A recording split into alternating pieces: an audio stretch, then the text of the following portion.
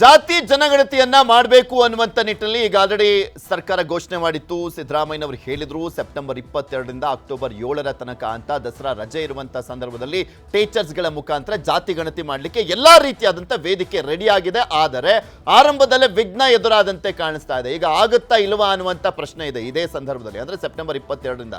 ಯಾಕೆಂದ್ರೆ ಸಚಿವರುಗಳು ಆಕ್ಷೇಪವನ್ನ ವ್ಯಕ್ತಪಡಿಸಿದ್ದಾರೆ. ಅವರವರ ಸಮುದಾಯದ ಪರವಾಗಿ ಬ್ಯಾಟಿಂಗ್ ಮಾಡೋದರ ಜೊತೆಗೆ ಸಾಕಷ್ಟು ಗೊಂದಲ ಇಟ್ಕೊಂಡು ಮಾಡಿದ್ರೆ, ಮುಂದುವರಿಸಿದ್ರೆ, ಈ ಸಂದರ್ಭದಲ್ಲಿ ಗೊಂದಲ ನಿವಾರಿಸದೇ ಇದ್ರೆ ಮತ್ತೊಮ್ಮೆ ಇದು ಸರ್ಕಾರಕ್ಕೆ, ಪಕ್ಷಕ್ಕೆ ದೊಡ್ಡ ಹೊಡೆತವನ್ನ ಕೊಡಲಿದೆ, ಸಂಕಷ್ಟಕ್ಕೆ ಸಿಕ್ಕಾಕೊಳ್ತೀವಿ ಅನ್ನುವಂತ ಎಚ್ಚರಿಕೆಯನ್ನ ಕೊಡ್ತಾ ಇದ್ದಾರೆ.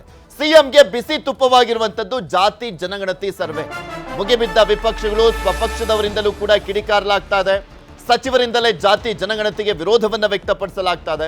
ಹೆಚ್ಚುವರಿ 331 ಜಾತಿಗಳ ಸೇರ್ಪಡೆ ಆಗಿತ್ತಲ್ಲ, ಅದ್ರ ಬಗ್ಗೆ ಆಕ್ಷೇಪವನ್ನ ವ್ಯಕ್ತಪಡಿಸಲಾಗಿದೆ. ಇನ್ನು ಕ್ರಿಶ್ಚಿಯನ್ ಜೊತೆ ಹಿಂದೂ ಜಾತಿಗಳ ಕಾಲಂಗೆ ಕಿಡಿಕಾರಲಾಗಿದೆ. ಅದಕ್ಕೂ ಕೂಡ ಅವಕಾಶ ಮಾಡಿಕೊಟ್ಟಿದ್ರು ಸಿದ್ದರಾಮಯ್ಯನವರು. ಕ್ರಿಶ್ಚಿಯನ್ ಜೊತೆ ಹಿಂದೂ ಜಾತಿಗಳ ಕಲಂಗೆ ಅಂದ್ರೆ ಲಿಂಗಾಯತ ಕ್ರಿಶ್ಚಿಯನ್, ಕುರುಬ ಕ್ರಿಶ್ಚಿಯನ್, ಒಕ್ಕಲಿಗ ಕ್ರಿಶ್ಚಿಯನ್, ಈ ರೀತಿಯಾಗಿ ಅವ್ರು ಬರ್ಸ್ಕೊಳ್ಬಹುದಾಗಿತ್ತು ಅಂತ. ಹಾಗಾದ್ರೆ ಯಾವ ಧರ್ಮ ಅಂತ ಡಿಸೈಡ್ ಮಾಡ್ತೀರಾ? ಅವಕಾಶ ಮಾಡಿಕೊಟ್ಟಾದ್ಮೇಲೆ ಅವ್ರನ್ನ ಅಲ್ಪಸಂಖ್ಯಾತ ಅಂತ ಕನ್ಸಿಡರ್ ಮಾಡ್ತೀರಾ, ಅಥವಾ ಹಿಂದುಳಿದ ವರ್ಗ ಅಂತ ಕನ್ಸಿಡರ್ ಮಾಡ್ತೀರಾ, 3B ಅಂತ ಕನ್ಸಿಡರ್ ಮಾಡ್ತೀರಾ? ಅದಕ್ಕೊಂದು ಕ್ಲಾರಿಟಿ ಕೊಡಿ ಅಂತ ಕೇಳ್ತಾ ಇದ್ರು. ಒಕ್ಕಲಿಗ ಲಿಂಗಾಯತ ಸಚಿವರಿಂದಲೂ ಕೂಡ ಅಸಮಾಧಾನ ವ್ಯಕ್ತಪಡಿಸಲಾಗಿದೆ. ಕೆಲವರು ಮೇಜು ಕುಟ್ಟಿ ಮಾತನಾಡಿದ್ದಾರೆ. ಇದು ಸಿದ್ದರಾಮಯ್ಯನವರ ಆಕ್ರೋಶಕ್ಕೂ ಕೂಡ ಕಾರಣವಾಗಿತ್ತು. ಹುಬ್ಬಳ್ಳಿಯಲ್ಲಿ ಇಂದು ಲಿಂಗಾಯತ ಸಮಾವೇಶ, ನಾಳೆ ಒಕ್ಕಲಿಗ ನಾಯಕರಿಂದ ಕೂಡ BGSನಲ್ಲಿ ಸಭೆಯನ್ನ ಸೇರಲಾಗ್ತಾ ಇದೆ. ಎಸ್ಟಿಗೆ ಕುರುಬರ ಸೇರ್ಪಡೆಗೆ ಬೇರೆ ಮತ್ತೊಂದು ಕಡೆ ವಾಲ್ಮೀಕಿ ನಾಯಕರ ವಿರೋಧ. ವಾಲ್ಮೀಕಿ ನಾಯಕರು ಎಸ್ಟಿ ಒಂದು ಏನಿದೆ ಮೀಸಲಾತಿ, ಅದಕ್ಕೆ ಕುರುಬರನ್ನ ಕೂಡ ಸೇರಿಸಲಿಕ್ಕೆ ಸಿದ್ದರಾಮಯ್ಯನವರು ಮುಂದಾಗ್ತಿರೋದಕ್ಕೆ ಕಾಂಗ್ರೆಸ್ ನಾಯಕರುಗಳೇ ಅಧಿಕೃತವಾಗಿ ವಿರೋಧವನ್ನ ವ್ಯಕ್ತಪಡಿಸ್ತಾ ಇದ್ದಾರೆ. ನಮ್ಮ ಮೀಸಲಾತಿ ಕೈ ಹಾಕಬೇಡಿ, ಬರಬೇಡಿ, ಎಂಟ್ರಿ ಕೊಡಬೇಡಿ ಅಂತ. ಸೆಪ್ಟೆಂಬರ್ 22ರಂದು ಶುರುವಾಗಬೇಕಾಗಿದ್ದಂಥ ಗಣತಿಗೆ ಬ್ರೇಕ್ ಹಾಕಲಾಗುತ್ತಾ? ಜಾತಿ ಜನಗಣತಿ ಸಮೀಕ್ಷೆ ಮುಂದೂಡಿಕೆ ಆಗುತ್ತಾ? ಇಂದು ಸಚಿವರ ಜೊತೆ ಸಿಎಂ ಮತ್ತೊಂದು ಸುತ್ತಿನ ಸಭೆ ಇನ್ನೇನು ಕೆಲವೇ ಕ್ಷಣಗಳಲ್ಲಿ ಆರಂಭ ಆಗುತ್ತೆ. ಇನ್ನು ಜಾತಿ ಜನಗಣತಿ ಸಮೀಕ್ಷೆ ಬಗ್ಗೆ ವಿಪಕ್ಷದವರು, ಸ್ವಪಕ್ಷದವರು ಏನೇನು ಮಾತನಾಡಿದ್ದಾರೆ ನೋಡೋಣ. ದುರಂತ ಅಂತ ಹೇಳಿದ್ರೆ, ರಾಜ್ಯದ ಮುಖ್ಯಮಂತ್ರಿಗಳಾಗಿ ಇವತ್ತು ಎಲ್ಲಾ ಸಮಾಜಕ್ಕೂ ಕೂಡ ನ್ಯಾಯ ಕೊಡಬೇಕಾಗಿರ್ತಕ್ಕಂಥ ಸ್ಥಾನದಲ್ಲಿರ್ತಕ್ಕಂಥ ಸಿದ್ದರಾಮಯ್ಯನವರು ಹಿಂದೂ ಸಮಾಜವನ್ನ ಹೊಡಿತಕ್ಕಂಥ ದುಸ್ಸಾಹಸಕ್ಕೆ ಕೈ ಹಾಕಿದ್ದಾರೆ. ಇವತ್ತು ವೀರಶೈವ ಲಿಂಗಾಯತ ಆದಿಯಾಗಿ ಇತರ ಸಮಾಜಗಳನ್ನ ಹೊಡಿತಕ್ಕಂಥ ಕೆಲಸಕ್ಕೆ ಮುಖ್ಯಮಂತ್ರಿ ಕೈ ಹಾಕಿರ್ತಕ್ಕಂಥದ್ದು ನಾಡಿನ ದುರಂತ. ಹಿಂದೆ ವೀರಶೈವ ಲಿಂಗಾಯತ ಪ್ರತ್ಯೇಕ ಧರ್ಮ ಅಂತೇಳಿ ಬೆಂಕಿ ಹಚ್ಚುವ ಕೆಲಸ ಮಾಡಿದ್ರು. ಈಗ ಜಾತಿ ಜನಗಣತಿ ಅಂತೇಳಿ ಇವತ್ತು ಮತ್ತೆ ಸಮಾಜಗಳ ಮಧ್ಯೆ ಬೆಂಕಿ ಹಚ್ಚುವಂತ ಕೆಲಸ ಮಾಡ್ತಾ ಇದ್ದಾರೆ. ಕರ್ನಾಟಕದ ಎಲ್ಲ ಸಮುದಾಯಗಳಲ್ಲಿ ಒಕ್ಕಟ್ಟಿರಬೇಕು. ವೀರಶೈವ ಲಿಂಗಾಯತರಲ್ಲೂ ಒಕ್ಕಟ್ಟಿರಬೇಕು, ಒಕ್ಕಲಿಗರಲ್ಲೂ ಇರಬೇಕು, ಬ್ರಾಹ್ಮಣರಲ್ಲೂ ಇರಬೇಕು, SC ST OBC ಎಲ್ಲದರಲ್ಲೂ ಒಕ್ಕಟ್ಟಿರಬೇಕು. ಈಗ ಕುರುಬ ಕ್ರಿಶ್ಚಿಯನ್ ಅಂತಂದ್ರೆ ಇನ್ನೊಂದು ಸ್ವಲ್ಪ ದಿವಸಕ್ಕೆ ಕುರುಬ ಕ್ರಿಶ್ಚಿಯನ್ ಪೀಠ ಆಗುತ್ತೆ. ಇದು ಒಂದು ರೀತಿಯಲ್ಲಿ ಜನರ ಕಣ್ಣಿಗೆ ಮಣ್ಣು ಹಾಕುವಂಥದ್ದು. ನಮಗೆ ಯಾರನ್ನೂ ಭಾಗ ಮಾಡೋಕ್ಕೆ ನಮ್ಗೆ ಇಷ್ಟ ಇಲ್ಲ. ಕಾಂಗ್ರೆಸ್ ಪಾರ್ಟಿ ಆಗಲಿ, ಕಾಂಗ್ರೆಸ್ ಸರ್ಕಾರ ಆಗಲಿ, ನಾವು ಜನನ ಸಮಾಜನ ಯಾರನ್ನೂ ಭಾಗ ಮಾಡೋಕ್ಕೆ ನಮ್ಗೆ ಇಷ್ಟ ಇಲ್ಲ. ಅವರ ಅಭಿಪ್ರಾಯಗಳನ್ನ ಯಾರು ಬೇಕಾದ್ರೂ ಹೇಳ್ಕೊಡೋಕೆ ಅವಕಾಶ ಇದೆ. ನೂರಾರು ಸಮುದಾಯದವರು ಬಂದು ನಾವು ಇಂಥ ಸಮುದಾಯಕ್ಕೆ ಸೇರಿದ್ದೀವಿ, ನಮ್ಮದು ಪ್ರತ್ಯೇಕವಾದಂಥ ಬೇಕು ಅಂತ ಅವರು ರಿಕ್ವೆಸ್ಟ್ ಮಾಡ್ಕೊಂಡಿದ್ದಾರೆ. ಆ ಹಿನ್ನೆಲೆಯಲ್ಲಿ ಅವರೆಲ್ಲ ಸೇರಿಸಿದ್ದಾರೆ. ಹಿಂದೇನೂ ಆಗಿದೆ, ಇವತ್ತು ಆಗಿದೆ. ನಾವು ಪೊಲಿಟಿಕಲಿ ಮಾತಾಡೋದ್ರ ಬಗ್ಗೆ ನಾವು ತಲೆ ಕೆಡಿಸ್ಕೊಳ್ತಾ ಇಲ್ಲ. ನಾವು ಎಲ್ಲರಿಗೂ ನ್ಯಾಯವನ್ನು ಒದಗಿಸ್ಕೊಳ್ಬೇಕು ಅನ್ನೋ ದೃಷ್ಟಿಯಿಂದನೇ ಈ ಒಂದು ಸಮೀಕ್ಷೆಯನ್ನು ನಾವು ಮಾಡ್ತಾ ಇದ್ದೀವಿ. ಆಯೋಗದ ಜೊತೆಗೆ ಚರ್ಚೆಯನ್ನು ಮಾಡಿದ್ದೀವಿ. ಸಣ್ಣ ಪುಟ್ಟ ಅವರ ಸಮಸ್ಯೆಗಳನ್ನು ಹೇಳಿಕೊಂಡಿದ್ದಾರೆ. ನಮ್ಮ ಮಂತ್ರಿಗಳು ಕೆಲವೊಂದಿಷ್ಟು ವಿಚಾರಗಳನ್ನು ಪ್ರಸ್ತಾಪ ಮಾಡಿದ್ದಾರೆ. ಅವನ್ನೆಲ್ಲವನ್ನು ಸೇರಿ ಮುಖ್ಯಮಂತ್ರಿಗಳ ಜೊತೆ ಚರ್ಚೆ ಮಾಡಿ ನಿರ್ಧಾರವನ್ನು ಹೇಳ್ತೀವಿ ಅಂತ ಹೇಳಿದ್ದಾರೆ. ಆ ಕೆಲಸ ಮಾಡ್ತೀವಿ. ವಿಶೇಷವಾದಂಥ ವಿಚಾರಗಳನ್ನು ಚರ್ಚೆ ಮಾಡಿದ್ವಿ. ಸಾಧಕ ಬಾಧಕಗಳು ಚರ್ಚೆ ಮಾಡಿ ಮುಖ್ಯಮಂತ್ರಿಗಳ ಹತ್ರ ಹೋಗ್ತೀವಿ. ಮುಖ್ಯಮಂತ್ರಿಗಳ ನಿರ್ಧಾರ ಮೇಲೆ ಪ್ರಕಟ ಮಾಡ್ತೀವಿ. ಮಾತನಾಡ್ತಾ ಹೋಗೋಣ. ಪಟೇಲ್ರೆ, ಕಳೆದ ಬಾರಿ ಜಾತಿ ಗಣತಿ ಆದ ನಂತರ ದೊಡ್ಡ ಮಟ್ಟದಲ್ಲಿ ವಿವಾದ ಆಗಿತ್ತು, ಚರ್ಚೆ ಆಗಿತ್ತು, ಗೊಂದಲ ಕೂಡ ಆಗಿತ್ತು. ಈಗ ಜಾತಿ ಗಣತಿಗೂ ಮುಂಚೆನೇ ದೊಡ್ಡ ಮಟ್ಟದಲ್ಲಿ ವಿವಾದಗಳಾಗ್ತಾ ಇದೆ. ಇದು ವಿರೋಧ ಪಕ್ಷದವರು ವಿರೋಧ ಮಾಡಿದ್ರೆ ಒಂಥರ, ಸ್ವಪಕ್ಷದವರೇ ಸಾಕಷ್ಟು ಜನ, ಬಹುತೇಕ ಸಚಿವರು ಆಕ್ಷೇಪವನ್ನು ವ್ಯಕ್ತಪಡಿಸ್ತಾ ಇದ್ದಾರೆ. ಗೊಂದಲ ಮೊದಲು ನಿವಾರಿಸ್ಬಿಟ್ಟು ಮುಂದೆ ಹೋಗಿ ಅಂತ ಹೇಳ್ತಾ ಇದ್ದಾರೆ. ಇಲ್ಲಾಂದ್ರೆ ಸರ್ಕಾರಕ್ಕೆ, ಪಕ್ಷಕ್ಕೆ ದೊಡ್ಡ ಹೊಡೆತ ಕೊಡುತ್ತೆ ಅಂತ. ಯಾಕೆ ಇಷ್ಟೊಂದು ಅರ್ಜೆನ್ಸಿ ಅನ್ನುವಂಥದ್ದು? ಏನಾದರೂ ಮುಂದೂಡಿಕೆ ಆಗುವಂಥ ಸಾಧ್ಯತೆ ಇದೆಯಾ?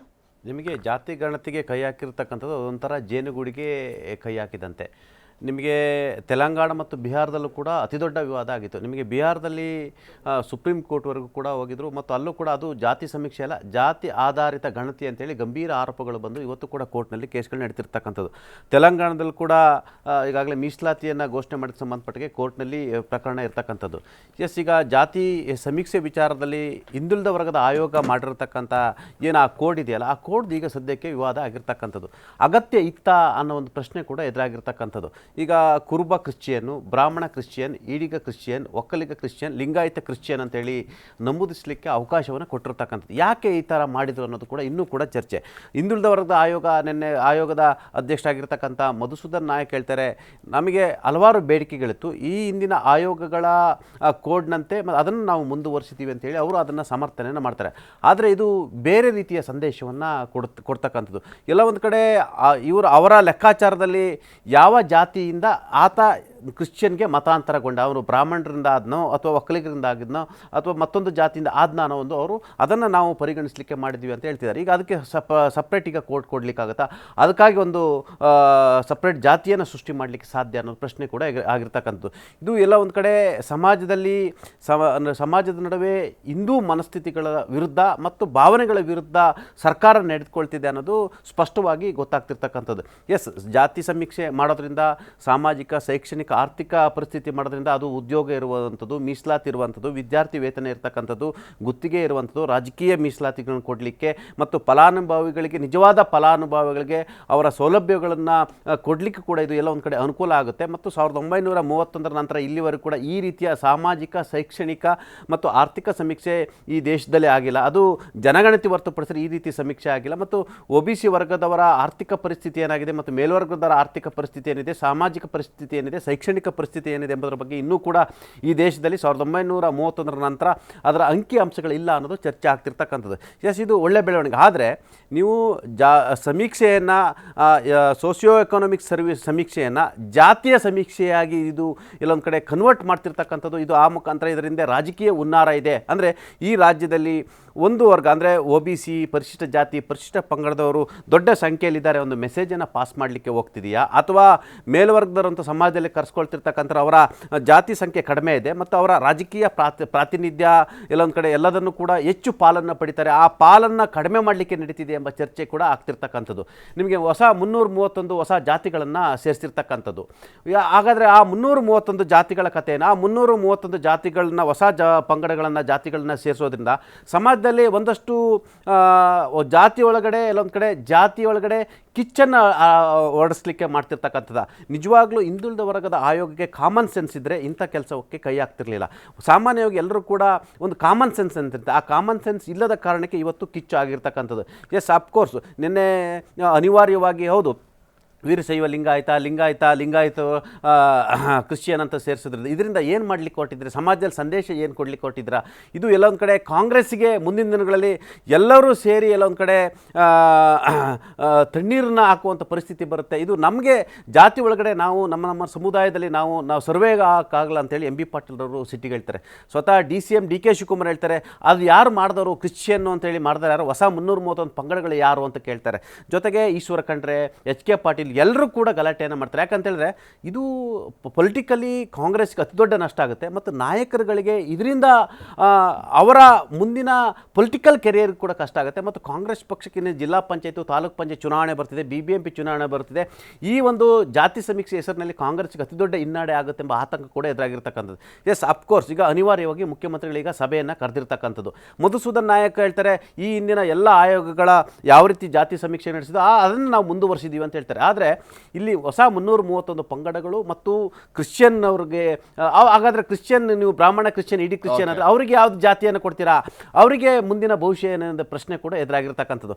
ನಿಮಗೆ ಸಂವಿಧಾನದಲ್ಲಿ 6 ಧರ್ಮಗಳು ಇರ್ತಕ್ಕಂಥದ್ದು, ಇಲ್ಲೀಗ 11 ಕಾಲಮ್ಗಳನ್ನು ಮಾಡಿದ್ದಾರೆ, ಇತರೆ ಒಂದು ಕಾಲಮನ್ನು ಕೂಡ ಮಾಡಿರ್ತಕ್ಕಂಥದ್ದು. ಇವೆಲ್ಲವೂ ಕೂಡ ಒಂದಷ್ಟು ಗೊಂದಲಗಳು ಉಂಟು ಮಾಡಿರ್ತಕ್ಕಂಥದ್ದು. ಜಾತಿ ಒಳಗಡೆ ಎಲ್ಲ ಒಂದು ಕಡೆ ನಡುವೆ ಜಾತಿ ನಡುವೆ ಒಡಲಿಕ್ಕೆ ಇದು ಕಾರಣ ಆಗ್ತಿದೆ ಅಂತ ಹೇಳ್ತಿರ್ತಕ್ಕಂಥದ್ದು. ಈಗಾಗಲೇ ನೋಡಿ ವೀರಶೈವ ಲಿಂಗಾಯತ ವೀರಶೈವ ಅವರು ಕೂಡ ಡಿಸ್ಟರ್ಬ್ ಆಗಿದ್ದಾರೆ.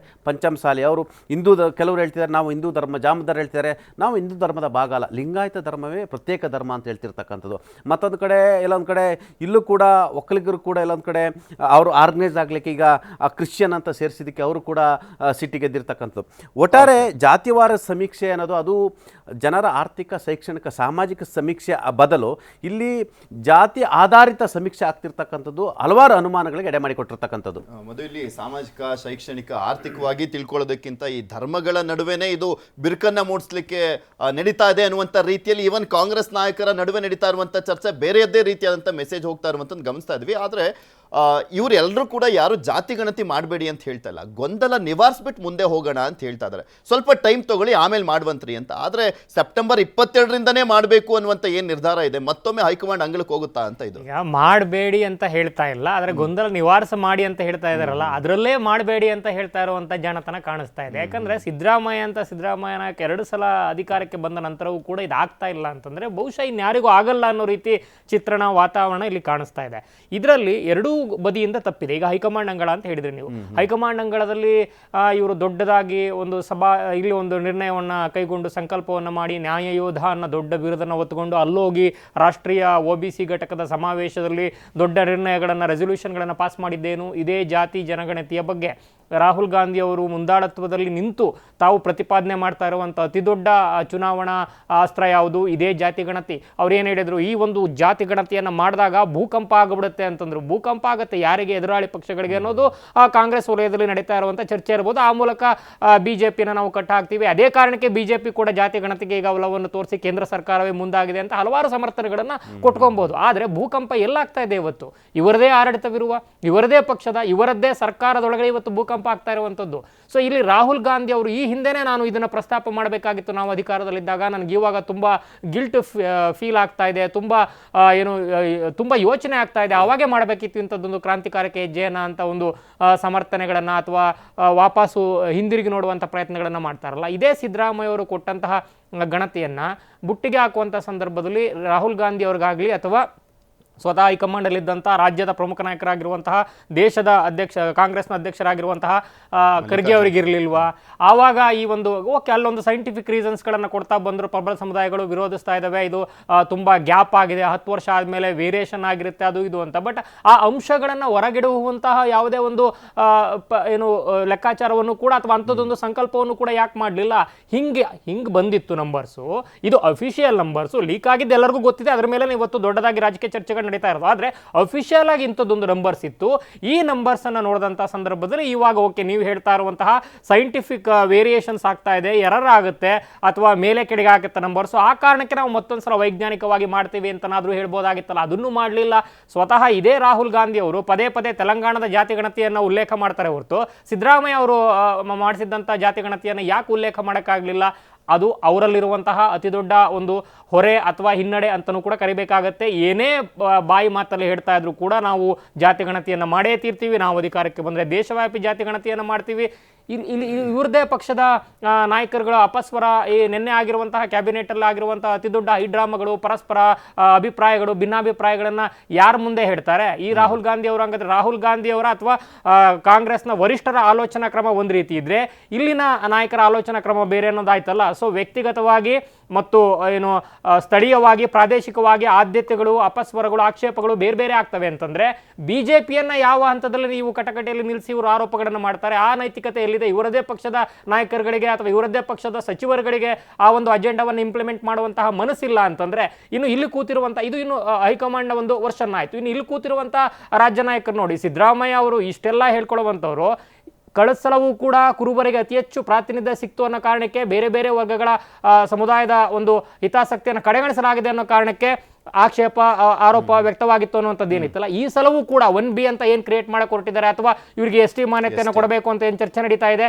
ಇದೆಲ್ಲವೂ ಕೂಡ ಕುರುಬರು ಈಗಾಗಲೇ ಯಾವುದೇ ಕುಲಶಾಸ್ತ್ರೀಯ ಅಧ್ಯಯನ ಆಗಿಲ್ಲ, ಮತ್ತು ಅವರು ಏನು ಕುಲಕಸಬು ಆಧಾರಿತವಾಗಿರುವಂಥದ್ದು ಯಾವ ರೀತಿ ಅವರು ಬುಡಕಟ್ಟು ಇದಕ್ಕೆ ಬರ್ತಾರೆ ಕುರುಬರು. ಸೊ ಎಲ್ಲ ಹಿನ್ನೆಲೆಯನ್ನ ನೋಡಿದಂಥ ಸಂದರ್ಭದಲ್ಲಿ ಎಲ್ಲೋ ಸಿದ್ದರಾಮಯ್ಯ ಅವ್ರಿಗೂ ಕೂಡ ಒಂದು ರೀತಿ ಆತ್ಮಸಾಕ್ಷಿಯನ್ನ ವಂಚನೆ ಮಾಡಿಕೊಂಡು ಗಿಲ್ಟಲ್ಲಿ ಇದಾರೆ. ಆ ಕಾರಣಕ್ಕೆ ಆ ಒಂದು ಕುರುಬ ಸಮುದಾಯದ ಅತಿಯಾದ ಓಲೈಕೆಯ ಒಂದು ಶೇಡ್ ಇರೋದ್ರಿಂದ, ಅಲ್ಲೊಂದು ನೆರಳಿರೋದ್ರಿಂದ, ಆ ಹಿನ್ನೆಲೆಯಲ್ಲಿ ಈ ಒಂದು ಹಿಂದುಳಿದ ವರ್ಗಗಳಿಗೆ ನ್ಯಾಯ ಸಿಗಬೇಕಾಗಿರುವಂತಹ ಈ ಒಂದು ಜಾತಿ ಗಣತಿಯನ್ನ ಪ್ರಬಲವಾಗಿ ಸಮರ್ಥನೆ ಮಾಡಲಿಕ್ಕೆ ಅವರಿಗೆ ಮನಸ್ಸಾಗ್ತಾ ಇಲ್ವಾ ಅಥವಾ ಹಿನ್ನಡೆ ಆಗ್ತಾ ಇದೆ ಅನ್ನುವಂಥ ಒಂದು ಲೆಕ್ಕಾಚಾರವು ಕೂಡ ಅಲ್ಲಿ ಮೇಲ್ನೋಟಕ್ಕೆ ಕಾಣಿಸ್ತಾ ಇದೆ. ಸೊ ಇಲ್ಲಿ ಸಿದ್ದರಾಮಯ್ಯ ಅವ್ರ ಕಡೆಯಿಂದನೂ ತಪ್ಪುಗಳು ಕಾಣಿಸ್ತಾ ಇದೆ. ಏನೇ ಇದ್ರೂ ಕೂಡ ಫೈನಲ್ ಲಿಪ್ ಸರ್ವಿಸ್ ಅನ್ನೋ ರೀತಿ ಕಾಣಿಸ್ತಾ ಇದೆ.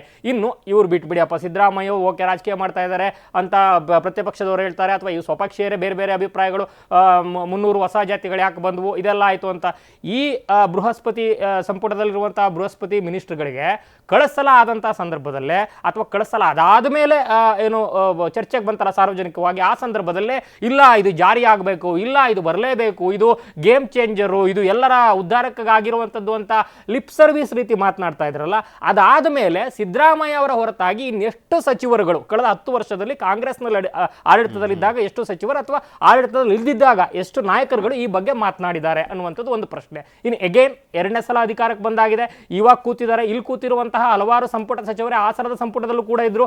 ಈಗ ಇವರದ್ದೇ ಸಂಪುಟದಲ್ಲಿ ಈ ಒಂದು ಸಂಪುಟದಲ್ಲಿರುವಂಥ ಇವರದ್ದೇ ಪಕ್ಷದ ನಾಯಕರುಗಳಿಗೆ ವಿವೇಚನೆ ಇರಲಿಲ್ವಾ? ಹಾಗಾದ್ರೆ ಸಿದ್ದರಾಮಯ್ಯ ಅವರಿಗೆ ಓಕೆ ವೈಯಕ್ತಿಕವಾಗಿ ಬೇಕಾಗಿದೆ ಅಂತಂದ್ರೆ ಕಳೆದ ಮತ್ತು ಈ ಸಲ ಯಾಕೆ ಸಂಪುಟದ ಸಚಿವರು ಒಪ್ಪಿಕೊಂಡ್ರು ಈ ಒಂದು ನಿರ್ಣಯಕ್ಕೆ? ಫಸ್ಟ್ 150 ಕೋಟಿ ಚರಂಡಿಗೆ ಹಾಕಕ್ಕೆ, ಮತ್ತು ಈ ಸಲ 450 ಕೋಟಿಯನ್ನು ಮೆನ್ಷನ್ ಮಾಡಲಿಕ್ಕೆ, ಈಗಾಗಲೇ ಏನೋ ಶಿಕ್ಷಕರಿಗೆ ಪ್ರಶ್ನಾವಳಿಗಳನ್ನ ಕೊಡಲಿಕ್ಕೆ ಕೈಪಿಡಿಯನ್ನು ಮಾಡಲಾಗಿದೆ. ಆ ಕೈಪಿಡಿಗೆ 100 ಕೋಟಿ ಖರ್ಚಾಗಿದೆ. ಅದೇನಾಗುತ್ತೆ ಲೆಕ್ಕಾಚಾರ ಗೊತ್ತಿಲ್ಲ.